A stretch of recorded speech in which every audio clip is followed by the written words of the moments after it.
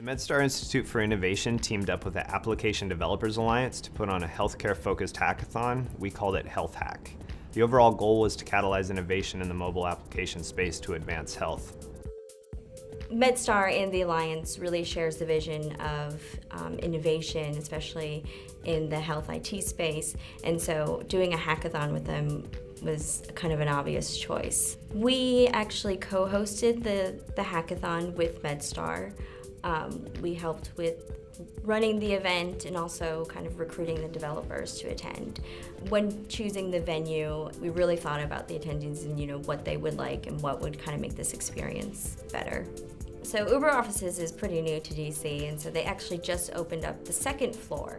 No one really felt like they were crowded, and you can kind of walk around, and it just worked really well with the participants and attendees for them to kind of have their privacy. I thought it was a perfect space for spending 24 hours at a venue. I thought the environment was great, and it had a startup-y feel. But at the same time, it felt like there was a lot of presence in the room. To hack something is simply to sort of chop it up, rearrange it, and maybe make something better. So a hackathon is essentially a short amount of time where you try to tackle a particular problem and see what emerges. During the hackathon, participants were able to work with Circle, who is a Seattle-based application programming interface or API provider, and they were able to give participants the availability to work with their suite of modules, which was great because then participants didn't have to start coding from scratch. They could jump right in. So the director of Mi2, Dr. Mark Smith, tells us that find something that hasn't changed in 40 years. And it was either designed perfectly or it is crying out for innovation. We wanted the theme of the first hackathon, and what we hope will be a series, to be something any mobile app designer and developer could relate to. Hence the theme, improving the waiting room experience through digital innovation.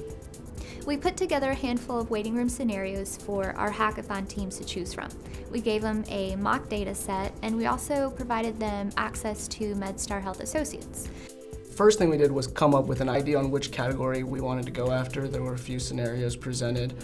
We probably spent the first hour or so planning as far as which pieces we want, what ideas we needed. We did some consulting with some of the other experts who were at the hackathon to get their idea on what would be most useful, looking at the problem from a different perspective.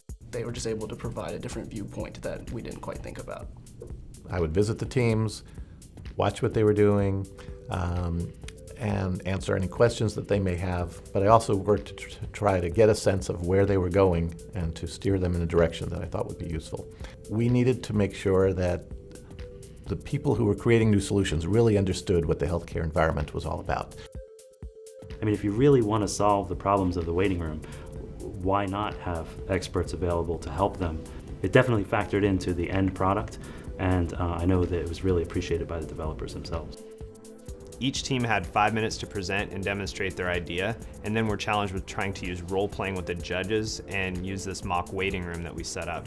The presentations were very well done, and I loved the fact that they could act them out.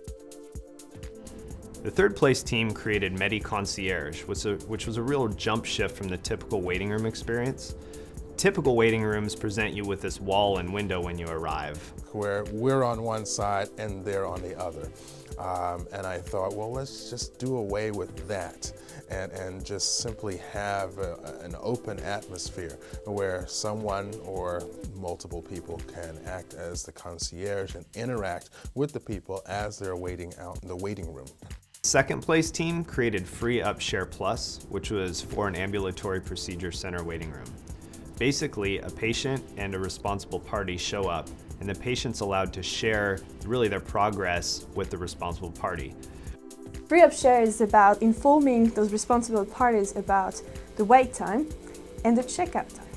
And we also developed a progress bar so that the responsible party would see if the patient is with the nurse, or is with the anesthesia, is in a procedure, or is just waking up, so that the other person that is waiting would be informed. We could use the notes provided by the physicians and share this also for family members, friends, and responsible parties.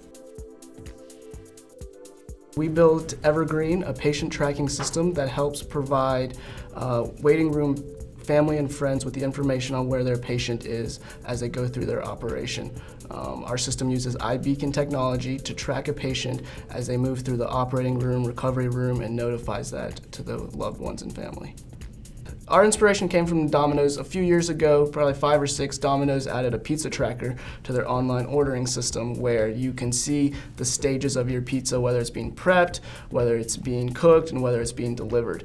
And as a college student, I used that a lot. You know, I didn't have to call Domino's to be like, what's the status of my pizza? If I know it's on the road, it provided a lot more comfort. And we took that as an inspiration. A similar situation occurs with a hospital setting where your family and loved ones come and drop you off, they send you through the closed doors, and then they don't see you until you come out. And you're really worried about what's going on behind the scenes. You're constantly asking the nurse, you're just sitting there biting your nails. So we thought the situations were similar, and you know, the solution that Domino's came up with was very fitting, so we thought we'd try a similar one. A lot of software gets built for the people providing care, but not enough gets built for the people who are experiencing life in the healthcare setting. So I thought this was a really innovative and interesting and underserved topic to try to innovate against. I think these solutions have a great potential to disrupt healthcare and really make the delivery of healthcare better and a more pleasant experience for everybody involved.